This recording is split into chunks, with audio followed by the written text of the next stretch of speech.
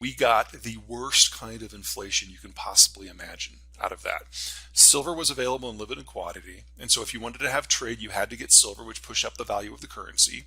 But the Spanish were literally mining the currency, and whenever the Spanish had an interest, they would go into a local market and buy up whatever they needed: equipment, steel, ships, men, whatever, to launch wars. So you got disruption, you got supply side inflation, you got demand side inflation. At the same time, you had global disconnects and disruptions. So yes, it was our first true global currency, but it was never going to last because of the way the Spanish managed it. The Brits came up with the pound and gold, and that was a technological currency because they had their technological revolution at a very similar time frame. And as they became the global navy, combined with the Industrial Revolution, they were able to do it on military and economic terms, and that was much better for everyone, unless, of course, you are one of the hundreds of countries that happen to be under the colonial boot every once in a while, because the Brits really did control everything for a while. That was ultimately displaced when the technologies of industrialization went other places. And so by the time we get to the end of World War II, France is industrialized, the Netherlands is, Germany is, Japan is, the United States is. And because of the destruction of the war, the United States emerged from the war with an economy roughly the same size as everybody else put together, meaning we didn't even have an option as to what the currency would be then. We are now entering a period where globalization is breaking down. And the United States was already, of the major countries, the one least involved in trade. So again, at this moment, the United States is the only one on the board.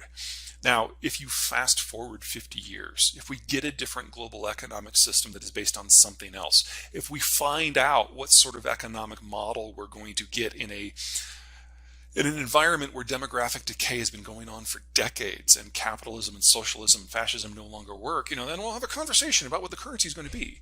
But right now, the United States has the healthiest demography of all of the G20 countries except for Argentina. It's the largest economy by far. It's the least involved in international trade. And it has rule of law. So you might not like the United States for this, that, or the other reason. But from a mechanical point of view of what makes a good currency, no one else even scratches one of those categories, much less all three. What you seem to be describing is the dollar with another name. Yeah, basically. Yeah, sure. I mean, the idea of a central bank currency is really just a digital version of the paper currency, and I would argue we're kind of going that way anyway. They don't even have checks in the United Kingdom anywhere, and we're getting to a greater and greater percentage of transactions that are handled online. The question is whether there's a use case for something that's separate, and from the Federal Reserve's point of view, there really isn't one at this point. So one of the many, many outcomes of the Bretton Woods Accords is it changed demographic structures. Because in the pre-industrial world, we all lived on farms and kids were free labor, so you'd have as many as you could stand, plus one, because that's how you find out it's too many. But as we urbanized and industrialized and started taking industrial jobs, and we moved into towns where kids become really expensive conversation pieces. So we went from, on average around the world, having 7 of them, today having less than 2. And as that happened, the demographic structure of the world shifted. And so it's not that we're running out of children. A lot of the advanced world ran out of children 40 years ago.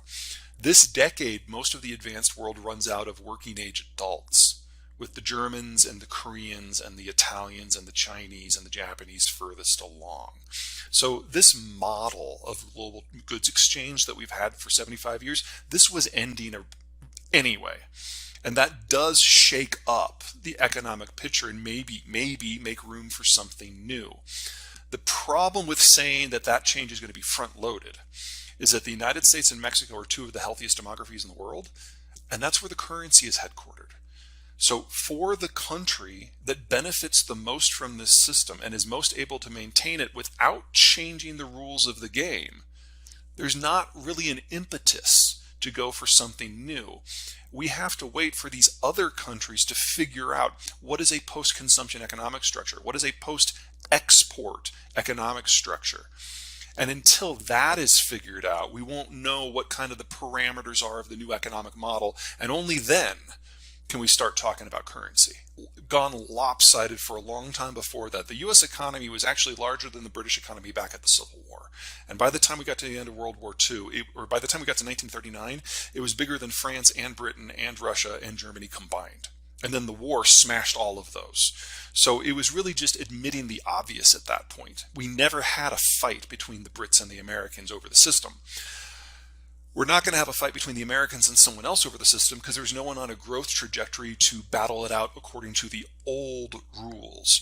So for something new to follow that rough pattern, there's going to have to be some sort of global shock where everyone agrees things have to change, including the United States. But that global shock is not likely to overly harm the United States, which makes it a bit of a reach to say that this is something that could happen soon. So probably, and we're getting deep into the crystal ball here, where it gets very cloudy, probably what we're talking about is 30 years from now, when Germany, Japan, Korea, and the others have maybe figured out an economic model that is not dependent on consumption or production. I have no idea what that looks like.